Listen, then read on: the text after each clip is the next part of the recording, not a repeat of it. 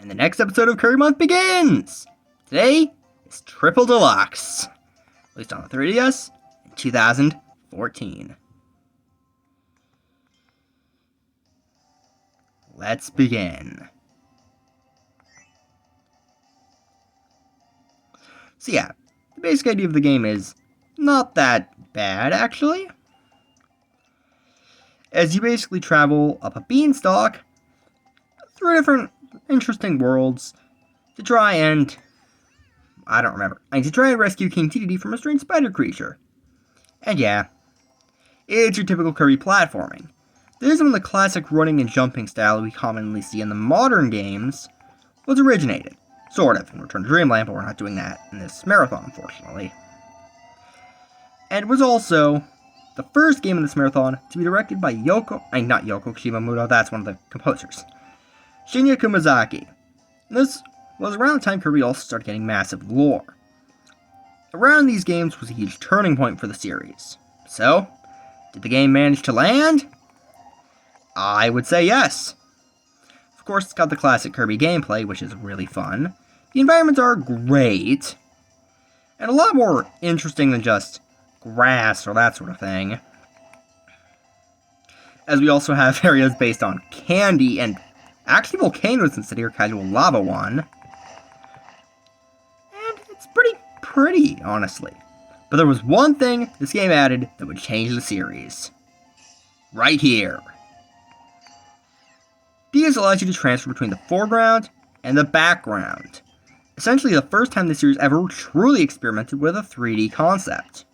And I think it's really cool. It added a lot of interesting stuff. Another thing this game brought along, that for the first time in this marathon, is the Collectibles.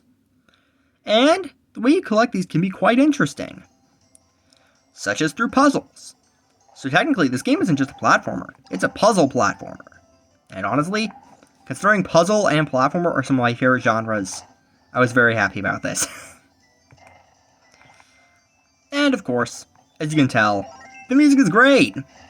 I'll admit it's not the best Kirby soundtrack ever, but it's still got some amazing music. Moonstruck Blossom is still in my favorite Kirby Final Boss themes. And also around this time, because this was pretty much the new era for Kirby, they started adding gimmicks to sort of make the game more interesting. And what was this game's gimmick? Well, it was Hypernova. And honestly, Hypernova is really cool. We'll probably see it in action very soon. It essentially allows Kirby's inhaling power to go to massive degrees. Like, absolutely massive. But as we further on, let's talk about the extra modes. This was a game that added a few extra modes to the bunch. And I'll admit, they're pretty good. Well, okay, no. One of them is pretty good. And that is Kirby Fighters, which became its own series. And it kind of makes sense that Kirby would do a fighting game considering the amount of abilities and the fact that Smash Bros. Was based off the Kirby Superstar engine. So it was inevitable we'd get a Kirby fighting game someday. And here's Hypernova. The other mode, though, is DDD's Drum Dash. And I hate it with a massive passion. If it counted for video games, if it counted as a video game and not just sort of a minigame, I'm no joke, would consider it the worst game ever made. Because the game features a lot of mashing, and it's such like 30 seconds, so it's an extended mashing minigame. With multiple difficulties. And it gets just as painful as you'd expect it to be. Yes, mode in a Kirby game that's so bad it is actually painful.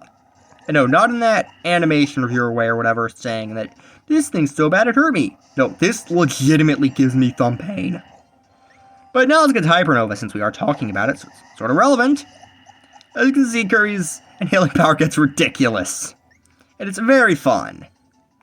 It's one of those simple but effective sort of gimmicks. I quite enjoy it. Though I still say it wouldn't reach the level of amazing the super abilities were. So basically, very fun gimmick. So is there anything else I really need to note about the game? Well, yeah. Trina's still here. But this also added little mini collectibles like figurines you could check out. And they can be very cool. Personally, I love the fact that they all look like pixel art, though that is a problem.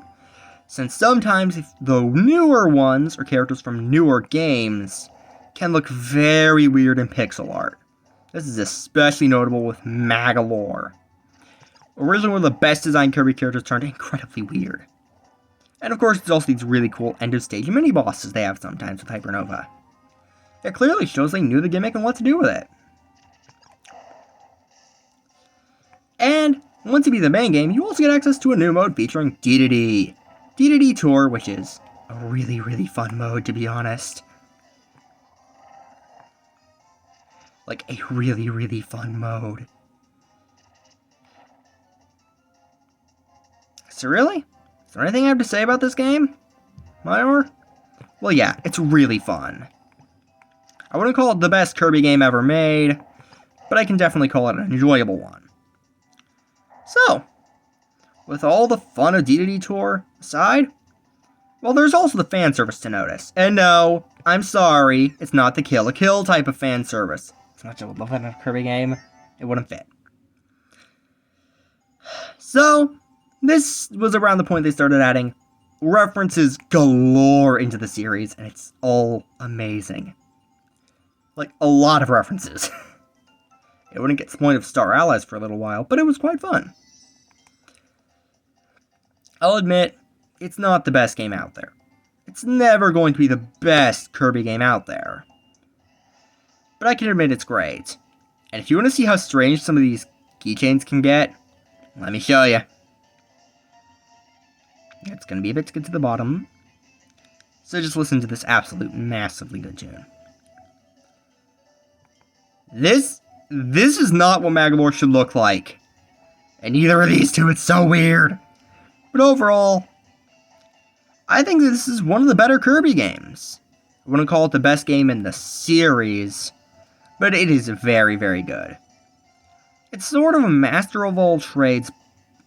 Not a master of all trades, a jack of all trades, but a master of none. It's got great level designs, great environments, a solid story, very good music, but most of what it did right, other Kirby games would come along and do better. But I don't think its spot at number 2 on my series ranking is going to stay very long. Next time will be the massive fan favorite Kirby Planet Robobot. So good luck with this one staying at 2. So I'm putting it under Superstar Ultra, but above Superstar. Thank you for watching.